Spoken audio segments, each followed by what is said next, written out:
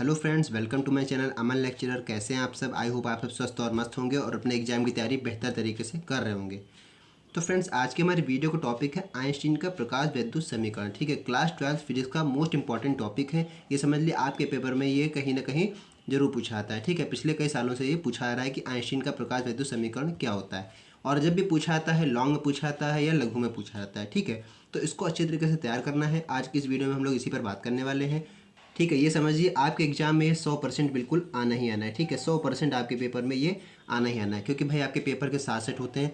ठीक है, क्या पता किस सेट में क्वेश्चन रखा हो, तो इसलिए इसको बिल्कुल अच्छी तरीके से समझना है। क्योंकि ये जो डेरिवेशन भी है, इसकी थोड़ी सी थ्योरी है और डेरिवेशन पे भी हम लोग बात करने वाले हैं। ठीक है, क्या होती है इसकी derivation? Half m b square equal to h v minus mu naught, है ना। इस तरह से इसकी पूरी डेरिवेशन होती है। तो इसके बारे में आज हम लोग पूरी बात करने वाले हैं। तो वीडियो को स्किप मत कीजिएगा, वीडियो को लास्ट तक देखिएगा। चैनल पर पहली बार आए तो चैनल को सब्सक्राइब जरूर कर लीजिएगा कि मैं इस तरह की जो भी इंपॉर्टेंट वीडियो डालूँ उसका नोटिफिकेशन आपको सबसे पहले मिल सके। ठीक है, तो फिर टाइम ना वेस्ट करते हुए वीडियो को शुरू करते हैं। सबसे पहले आप बता दें कि आइंस्टीन का प्रकाश वैद्युत समीकरण की जो थ्योरी वो क्या है। देखिए यहाँ पर लिखी हुई है। इस सिद्धांत के अनुसार प्रकाश ऊर्जा के छोटे छोटे बंडलों अथवा पैकेटों के रूप में उत्सर्जित होकर तरंगों के रूप में संचरित होता है, जिन्हें फोटॉन कहते हैं। ठीक है, कहने का मतलब क्या है, जो इसकी थ्योरी वो क्या कह रही है कि इस सिद्धांत के अनुसार, ये जो सिद्धांत है हमारा क्या है, आइंस्टीन प्रकाश वैद्युत समीकरण जिसको हम लोग कहते हैं, उसके अनुसार कहता है, उसके अनुसार कहा जा रहा है कि जो प्रकाश ऊर्जा होता है वह छोटे छोटे बंडलों अथवा पैकेटों के रूप में उत्सर्जित होती है। ठीक है, उत्सर्जित होती है और तरंगों के रूप में संचरित होती है। उत्सर्जित होती है, उसके बाद तरंगों के रूप में संचरित होती है, जिन्हें फोटॉन कहते हैं। ठीक है, जिनको क्या हम लोग कहते हैं, फोटॉन कहा जाता है। फोटॉन क्या होते हैं? इन्हीं का भाग होता है जो बंडलों और जो छोटे छोटे बंडल में आता है, पैकेटों में जो संचरित होता है, उन्हीं को हम लोग फोटॉन कहते हैं। ठीक है, एग्जाम्पल के लिए मान लेते हैं, जैसे यहाँ पर मेरे पास कोई धातु का टुकड़ा है। ठीक है, छोटा सा कोई धातु का टुकड़ा है, इस तरह से कोई धातु का टुकड़ा है। ठीक है, धातु का टुकड़ा है तो उसमें इलेक्ट्रॉन होंगे ही होंगे। तो मान लेते हैं ये हमारे कुछ इलेक्ट्रॉन है इसमें। ठीक है, धातु के टुकड़े में कुछ इलेक्ट्रॉन है और इस पर हम लोग क्या कर रहे हैं, इस पर प्रकाश के बंडल को हम लोग मतलब उत्सर्जित करा रहे हैं। इसमें प्रकाश आ रहा है। ठीक है, प्रकाश को हम लोग आपतित करा रहे हैं। ठीक है, फोटोन जिसको हम लोग कहते हैं। तो इस तरह से प्रकाश आ रहा है। तो ध्यान दीजिएगा, जो यहाँ पर प्रकाश आ रहा है, ठीक है, यहाँ पर दो भागों में हमारा बटेगा। कैसे बटेगा? सबसे पहला जो काम होगा वो क्या होगा, जो इलेक्ट्रॉन है उसको धातु की सतह पर लाएगा।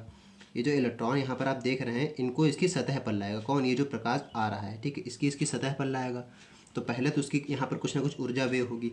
और दूसरा क्या होगा, दूसरा उसकी ऊर्जा कहाँ पर व्यय होगी? गतिज ऊर्जा। ठीक है, गतिज ऊर्जा के रूप में इसकी ऊर्जा व्यय होगी। तो दो प्रकार से उसकी ऊर्जा व्यय होगी। यानी कि 100% प्रकाश आपका आ रहा है, लेकिन वो 50-50% यानी 50-50% में बट जाएगा। पहला जो भाग बट रहा है वो बट रहा है कि इलेक्ट्रॉन को सतह पर ला रहा है धातु की, और दूसरा क्या है, गतिज ऊर्जा के रूप में थोड़ा सा व्यय होगा। ठीक है, तो यही हमारा पूरा स्टेटमेंट है। अगर आप इस डायग्राम को अच्छे तरीके से समझ गए तो समझ लिए आइंस्टीन का प्रकाश वैद्युत समीकरण आप आराम से समझ जाएंगे। ठीक है, और इसका थोड़ा सा छोटा सा डेरिवेशन है, वो भी आप आराम से कर ले जाएंगे। यहाँ पर देखिए लिखा हुआ है, प्रत्येक फोटोन की ऊर्जा एच म्यू होती है। ठीक है, यहाँ पर लिखा है, मतलब एच म्यू का मतलब क्या है, प्रत्येक फोटोन, जितने भी हमारे फोटोन आपतित होते हैं किसी भी धातु की सतह पर, तो उसकी जो ऊर्जा होती है टोटल, वो होती है एच म्यू। ठीक है, अब एच म्यू क्या है, तो एच म्यू में एच क्या है, यहाँ पर देखिए लिखा है एच बराबर प्लांक नियतांक। प्लांक, ठीक है, प्लांक कांस्टेंट जिसको आप लोग कहते हैं, h equal to Planck constant यानी प्लांक नियतांक। और ये जो म्यू देख रहे हैं, वी नहीं, ये म्यू है। ठीक है, तो म्यू को हम लोग क्या बोलते हैं, यानी कि वी इस टाइप का जो बना होता है वी, उसको हम लोग कहते हैं प्रकाश की आवृत्ति। ठीक है, ठीक है, ये प्रकाश की आवृत्ति है। ठीक है, ये म्यू जो इस तरह से है उसको हम लोग प्रकाश की आवृत्ति कहते हैं।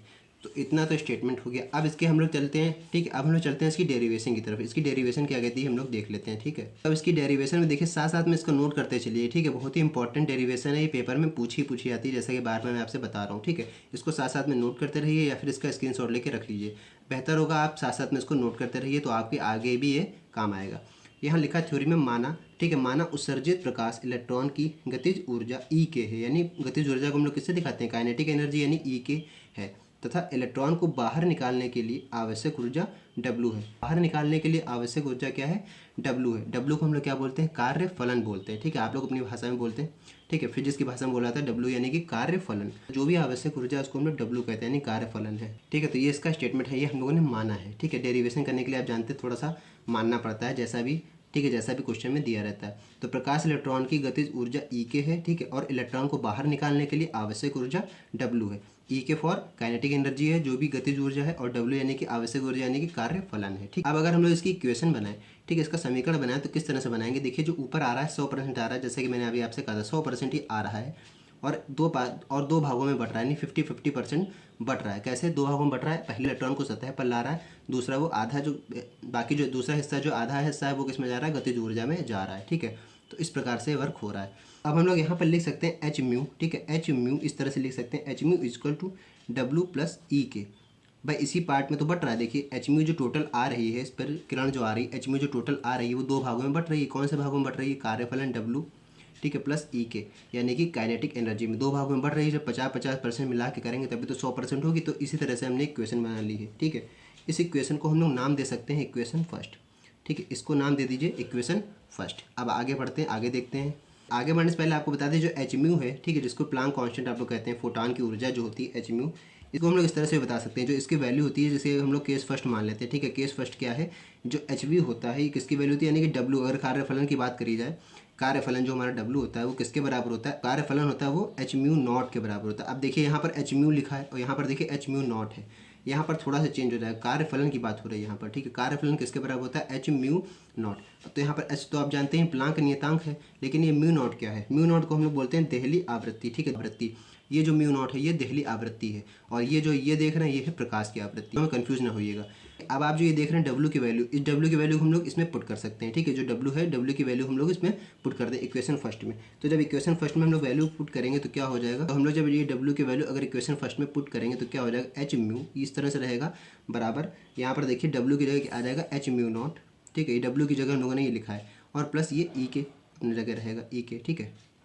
अब यहाँ से ई के को हम एक तरफ ले आएँ और इन दोनों को एक तरफ ले आएँ तो यहाँ से हमारी कुछ वैल्यू सॉल्व हो सकती है, ठीक है। ई के की वैल्यू हमको यहाँ निकालनी है, तो ई के को अगर हम रखें तो ई के बराबर यानी कि काइनेटिक एनर्जी बराबर इधर रहेगा, और ये इक्वेशन तो आप जानते होंगे एच म्यू, ये है माइनस में जाएगा तो एच म्यू नॉट, इस तरह से हमारी इक्वेशन बन जाएगी, ठीक है। अब यहाँ पर देखिए क्या हो सकता है, जैसा कि आप मैथ में जानते होंगे, यहाँ पर अगर ई के को हम रख लेते हैं और यहाँ से क्या है, यहाँ पर क्या एच काउंट मिल रहा है, यानी प्लांक नियतांक, तो इसको बाहर ले लेते हैं तो अंदर क्या बचेगा? म्यू माइनस म्यू नॉट, यानी कि प्रकाश की आवृत्ति और ये देहली आवृत्ति, ठीक है, दोनों कॉमन हो गई। तो इसी को हम लोग प्रकाश का वैद्युत समीकरण कहते हैं, लेकिन ये भी आधा है। आधा इसलिए कह रहे हैं क्योंकि अभी आपको काइनेटिक एनर्जी की भी वैल्यू पुट करनी होगी। काइनेटिक एनर्जी की वैल्यू आप जानते हैं क्या होती है? हाफ एम बी स्क्वायर, तो उसकी वैल्यू यहाँ पुट कर सकते हैं, लेकिन इससे पहले इसको हम लोग इक्वेशन सेकंड मान लेते हैं, ठीक है, ये इक्वेशन सेकंड है, इक्वेशन सेकंड हो गई। अब यहाँ पर आप जानते हैं, ठीक है, यहाँ पर हम लिख सकते हैं कि ई के बराबर कितना होता है? हाफ एम बी स्क्वायर, ये आप जानते हैं ई के बराबर हाफ एम बी स्क्वायर, ठीक है, जहाँ पर एम क्या है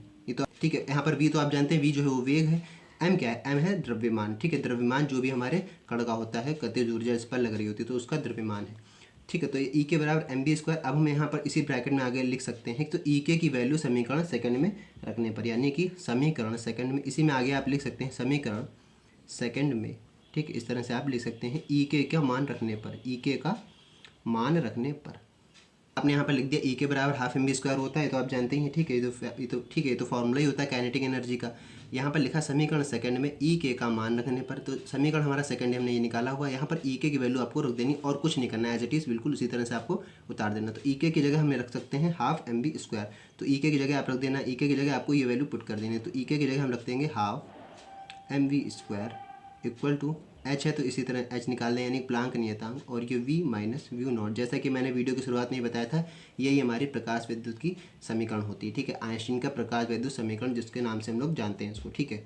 तो ये इंपॉर्टेंट डेरिवेशन थी, बार पूछी आ चुकी पेपर में, तो इसको अच्छी तरीके से आप तैयार कर लीजिएगा। आपसे लघु में ज़्यादातर ये पूछी आती है 5 नंबर में, आपको करना कुछ नहीं है, बस क्या जैसे आपसे पूछी आएगी तो आपको बस क्या करना है, थोड़ा सा आपको ये डेरिवेशन लिखनी है आइंस्टीन के प्रकाश विद्युत समीकरण की, आपको थोड़ा सा उसके बारे में बताना है, थोड़ा सा छोटा सा डायग्राम बनाना है और आपको अपनी डेरिवेशन दिखा देनी है, जैसे माना करके जैसे हमने लिखी हुई, देखिए ज़्यादा डेरिवेशन भी नहीं है, 4 लाइन की डेरिवेशन है, तो इतना आप कर लीजिएगा, बिल्कुल आपको रट कर जाना है। जैसे ही आप देखेंगे आइंस्टीन का प्रकाश विद्युत समीकरण लिखा हुआ है बस बिल्कुल आपको वैसे ही छाप देना है, लास्ट में आपको लिख देना है हाफ एम बी स्क्वायर बराबर H v minus mu not, ठीक है। इस तरह से प्रकाश विद्युत समीकरण हमारी सिद्ध होती है। तो फ्रेंड्स आई होप आपको वीडियो पसंद आया होगा, वीडियो अच्छा लगा तो वीडियो को लाइक कीजिएगा, और चैनल पर पहली बार आए तो चैनल को सब्सक्राइब जरूर कर लीजिएगा, ठीक है, ताकि जो भी मैं इंपॉर्टेंट वीडियो डालूँ उसका नोटिफिकेशन आपको सबसे पहले मिल सके, ठीक है। और इस वीडियो को अपने फ्रेंड सर्कल में भी शेयर कीजिएगा ताकि आपके फ्रेंड्स की भी हेल्प हो सके। तो फ्रेंड्स बस आज की इस वीडियो में इतना ही, मिलते हैं नए वीडियो में नेक्स्ट टॉपिक के साथ, तब तक के लिए जय हिंद।